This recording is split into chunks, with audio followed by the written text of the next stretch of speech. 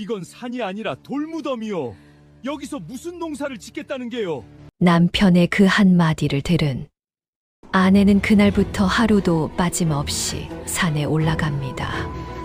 시부모님이 남긴 기름진 전답은 욕심쟁이 형님들이 다 가로채고 막내 부부에게 남겨진 것 흙 한 줌 없는 척박한 돌산뿐이었습니다.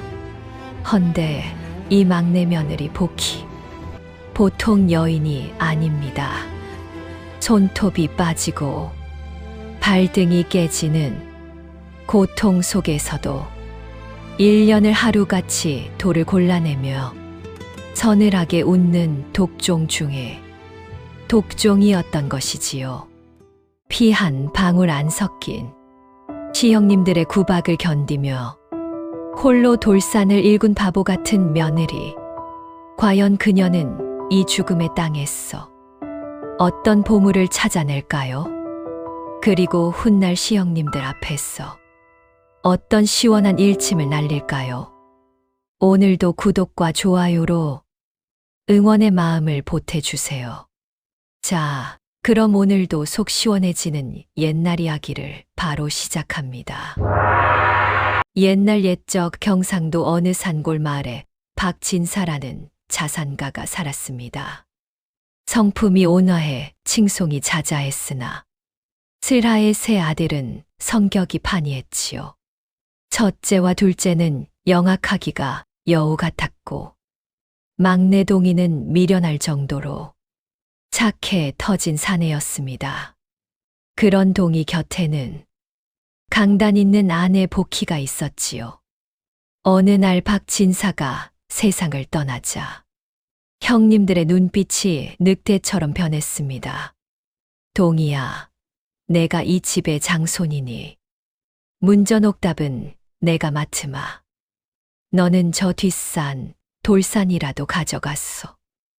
나무꾼 노릇이라도 해보겠느냐? 그래, 동이야. 과수원은 내가 맡기로 했다. 돌산은 그늘이 없어. 해가 잘 드니 몸은 튼튼해질 게다. 하하하. 두 형님의 말에 동이가 할 말을 잃었습니다. 하지만 복희는 남편의 소매를 잡으며 차가운 눈으로 형님들을 보았습니다. 형님들, 그 약조 잊지 마십시오. 나중에 돌산을 절대 탐내지 않겠다고 조상님 앞에 맹세하시는 겁니다. 복희의 목소리는 얼음장처럼 차가웠고 눈빛은 흔들림이 없었습니다.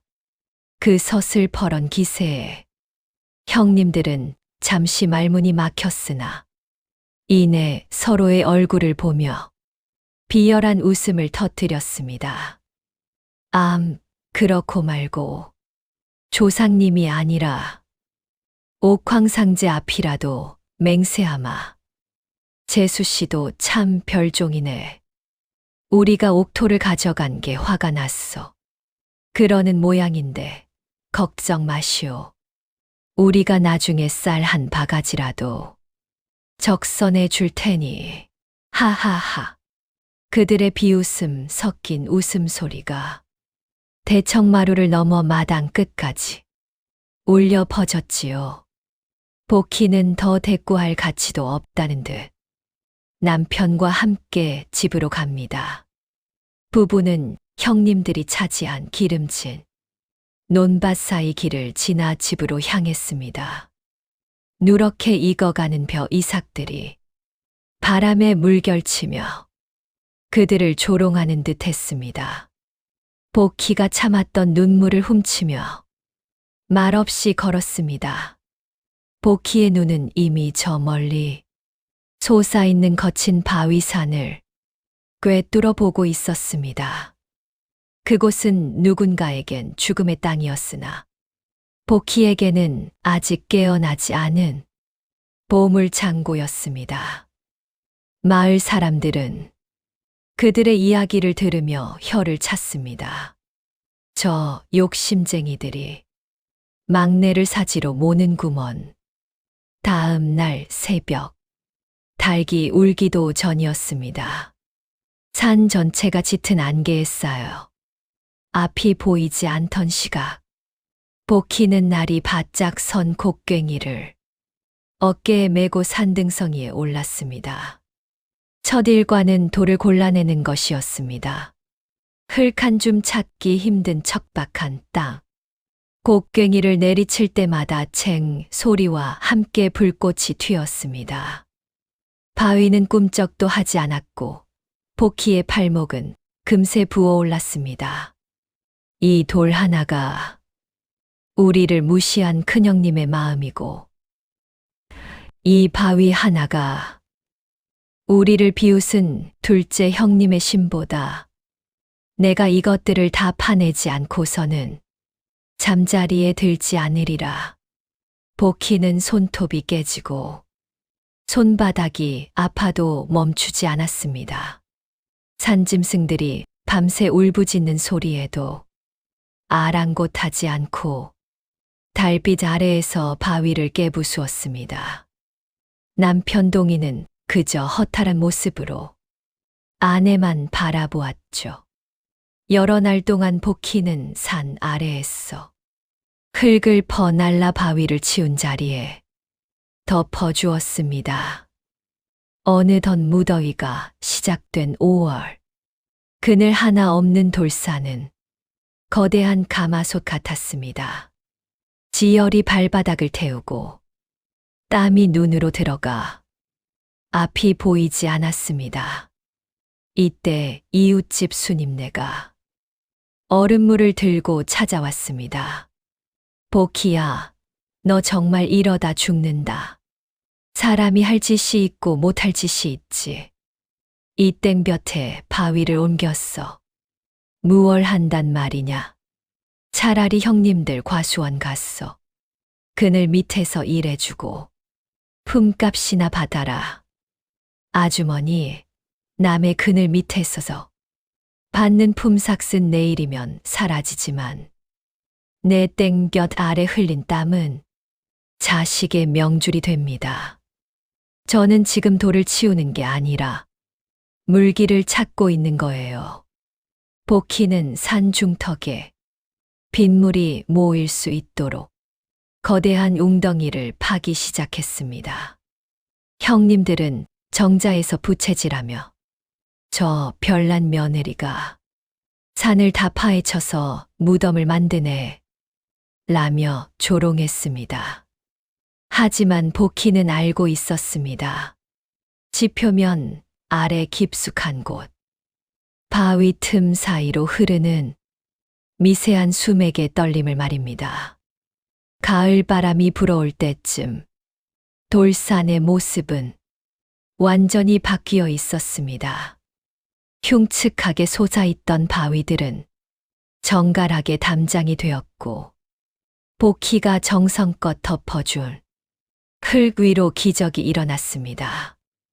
아무것도 자라지 못할 것 같던 그곳에 척박한 환경을 이겨낸 영지초, 그리고 귀한 약초들이 고개를 내밀었습니다.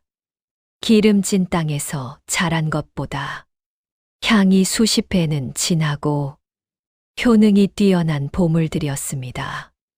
가을 이슬이 맺힌 어느 새벽, 복희는 남들이 버린 돌산에 가장 깊은 골짜기, 이끼 낀 바위 틈 앞에 무릎을 꿇었습니다. 복희의 예리한 눈에 기적 같은 풍경이 들어왔습니다. 바위 틈 사이로 5갈래 잎이 꼿꼿이 서 있는 산삼의 모습이 보였어요. 기다려 주었구나. 이 척박한 돌틈에서 비바람 다 견디고 이렇게 붉은 열매를 맺어 주었어.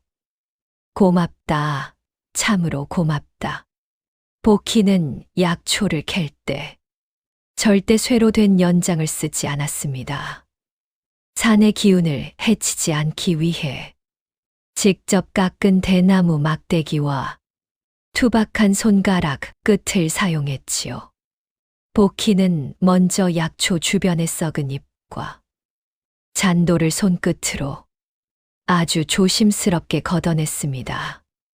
마치 잠든 아기의 이불을 여며주듯. 숨소리조차 죽인 채 정성을 다했습니다. 흙 속에 숨어 있던 약초의 머리, 뇌두가 살짝 모습을 드러내자 보키의 눈에 경외감이 서렸습니다. 보키는 서두르지 않았습니다. 손가락으로 흙을 조금씩, 아주 조금씩 밀어내며 약초에 가는 뿌리인 미색은 하나라도 다칠까봐 온 신경을 집중했습니다. 돌 틈에 꽉 끼어 자란 뿌리는 기름진 땅의 겉보다 훨씬 단단하고 질겼습니다.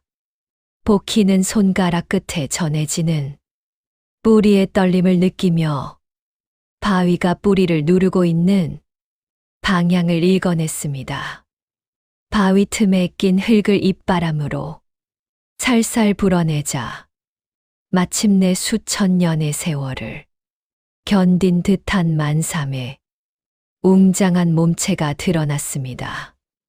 껍질은 거친 돌에 부딪혀 거북이 등껍질처럼 단단하게 굳어 있었고 그 사이사이로 진한 갈색의 진액이 맺혀 있었습니다.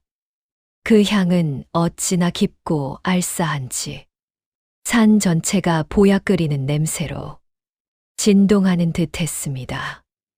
돌 틈에서 자라느라 몸통이 뒤틀렸구나.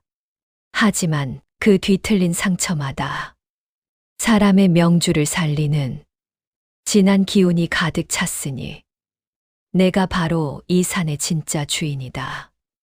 보키는 캔 약초를 거친 삼배 주머니가 아닌 직접 뜯은 신선한 이끼로 정성껏 감쌌습니다.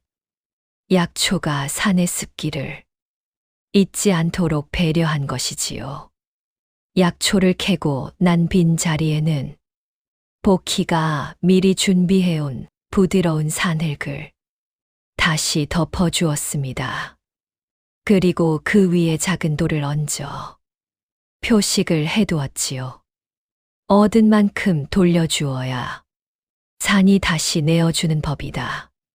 보키는 친정아버지의 이 가르침을 단 한순간도 잊지 않았습니다. 쌀쌀한 오후, 산길을 헐떡이며 올라오는 그림자가 있었습니다. 바로 이웃집 수님네였습니다. 이번에도 그녀의 손에는 보자기에 정성껏 싼 뚝배기가 들려 있었지요. 보키야, 너 정말 고집도 황소고집이구나. 남들은 풍년이라고 잔치 벌이는데 너는 이 찬바람 맞으며 아직도 돌덩이를 안고 있어. 자, 여기 뜨끈한 소고기 국밥 좀 먹고 해라. 국물이 식을까봐 내 품에 꼭 안고 왔다. 아주머니, 매번 이 험한 곳까지 정말 감사합니다. 이거 먹고 내려가자. 아주버님들이 과수원했어. 낙과는 가져가도 된다 하더라. 그거라도 주워다 말려야 겨울을 나지. 이 돌산에서 언제까지 약초만 캘 거야? 아주머니, 떨어지는 열매는 남이 버린 것이지만 이 산이 내어주는 약초는 저와 이 산이 함께 맺은 약속입니다. 저는 남이 버린 것을 줍는 삶보다 내 것을 일궈내는 독종으로 남으렵니다. 보키는 국밥 한 그릇으로 언 몸을 녹이고는 다시 대나무를 잡았습니다. 가을 가뭄에 마른 흙먼지가 입 안으로 들어왔지만 그녀는 바위 틈 사이에서 발견한 백화수호 뿌리를 캐내며 희열을 느꼈습니다. 보키는 대나무 칼로 하수호 주변의 흙을 털어냈습니다. 고구마처럼 몽글몽글하게 생긴 하수호가 돌 사이에 꽉 끼어 있었습니다. 보키는 손가락 끝으로 하수오의 살결을 더듬으며 바위의 압력을 분산시키기 위해 주변의 작은 돌들을 먼저 조심스레 빼냈습니다. 조금만 참으렴. 곧 세상 밖으로 내어주마. 복희의 정성에 감복했는지 단단하던 흙이 부드럽게 무너지며 어린아이 팔뚝만 한 하수오가 온전한 모습으로 드러났습니다. 장날 복희가 이 약초들을 들고 장터에 나가자 약재 장수들이 구름처럼 몰려들었습니다. 이것 좀 보시오. 이 약초 뇌두가 몇 마디요? 이 척박한 돌산에서 어찌 이리 심지가 굳고 향이 뼛속까지 사무치는 영약을 캤단 말이오. 이건 돈으로 가치를 매길 수가 없는 보물이오. 사람들은 복희가 운이 좋아 보물을 찾았다고 했습니다. 하지만 그들은 몰랐습니다. 복희가 이 약초 한 뿌리를 지키기 위해 지난 여름 얼마나 많은 땀을 흘리며 그늘막을 만들어 주었는지, 얼마나 노심초사하며 바위를 괴어 주었는지 말입니다. 하지만 형님들은 여전히 비웃었습니다. 그래봤자 약초 몇 뿌리지. 우리 논밭에서 나오는 쌀가마니를 어찌 당하겠느냐? 복희는 그 비웃음을 들으며 속으로 말했습니다. 이제 겨울이 오면 누가 진짜 주인인지 알게 될 것입니다. 겨울이 왔지만 눈도 비도 내리지 않았습니다. 복희는 추위 속에서도 산 정상의 웅덩이를 더 깊게 팠습니다. 땅 속의 기운이 평소보다 뜨거워지고 있음을 느꼈기 때문입니다. 그녀는 수맥이 터져 나올 길목을 미리 닦아두었습니다. 여보, 이제 곧 하늘이 땅을 시험할 거예요. 그때를 위해 우리는 이 길을 더 넓게 닦아야 해요. 동희는 이제 아내를 전적으로 믿었습니다. 부부는 살을 에이는 칼바람 속에서도 돌틈 사이사이의 이물질을 제거하며 그날을 준비했습니다. 1년이라는 시간 동안 복희의 몸은 단단해졌고 그녀의 혼은 이 돌산과 하나가 되어 있었습니다. 동짓달 긴 밤, 온 세상이 하얀 눈으로 덮였습니다. 마을 사람들은 아랫목에 모여 앉아 화로의 밤을 구워 먹으며 겨울을 났지만 복희는 여전히 산에 있었습니다. 얼어붙은 바위는 쇠처럼 단단해져 곡괭이질 한 번에 손목이 끊어질 듯한 통증이 몰려왔습니다. 그때 눈 쌓인 산길을 지팡이 하나에 의지해 올라오는 이가 있었습니다. 역시 순임내였습니다. 이번엔 꽁꽁 얼어붙은 길에 넘어질까봐 집신을 겹겹이 묶고 나타났습니다. 너 미쳤어. 복희야, 너 정말 미친 거야. 이 엄동설안의 산속에서 얼어 죽으면 누가 알아준다고. 여기 떡국 좀 먹어라. 떡이 얼어서 딱딱해질까봐 내 저고리 속에 넣어서 왔다. 아주머니, 이 은혜를 어찌 다 갚을까요? 갚긴 뭘 갚아. 내려가자. 응? 내 신랑 동희도 집에서 울고 있더라. 제발 마누라 좀 말려달라고. 나한테 손이 발이 되게 빌어. 이 돌산이 뭐라고. 내 목숨을 거는 거야? 아주머니, 산도 겨울에는 잠을 잡니다. 하지만 그 잠결에도 물줄기는 흐르고 있어요. 저는 지금 그 숨소리를 듣고 있는 겁니다. 남들이 다 잠든 이 겨울에 내가 산을 지켜줘야 봄이 왔을 때 산이 나를 지켜주지 않겠습니까? 복희는 눈을 치워내고 얼어붙은 웅덩이 바닥을 다시 점검했습니다. 바위 틈새로 새어 나오는 희미한 냉기가 예사롭지 않았습니다.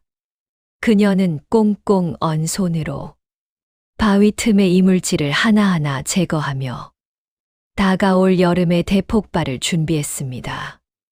형님들은 따뜻한 방 안에서 복희를 비웃었습니다. 저 재수 씨는 이제 제정신이 아니야.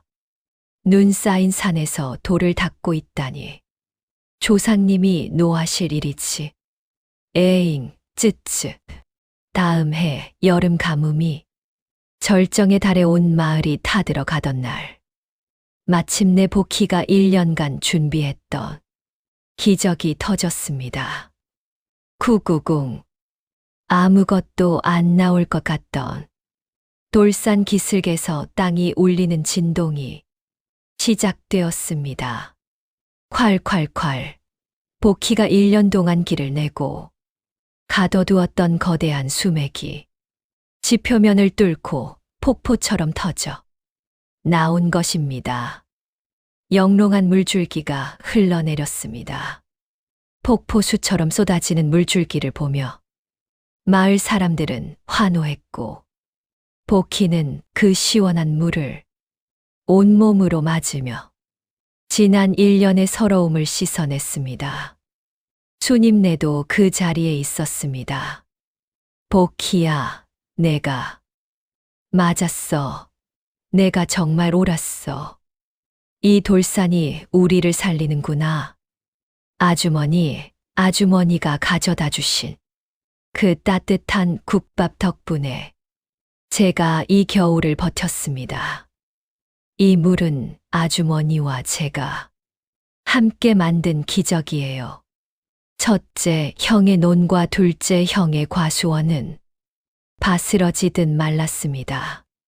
샘물이 터졌다는 소문에 형님들이 제일 먼저 달려왔습니다. 예전의 조롱은 간데없고 비굴하게 말하지요.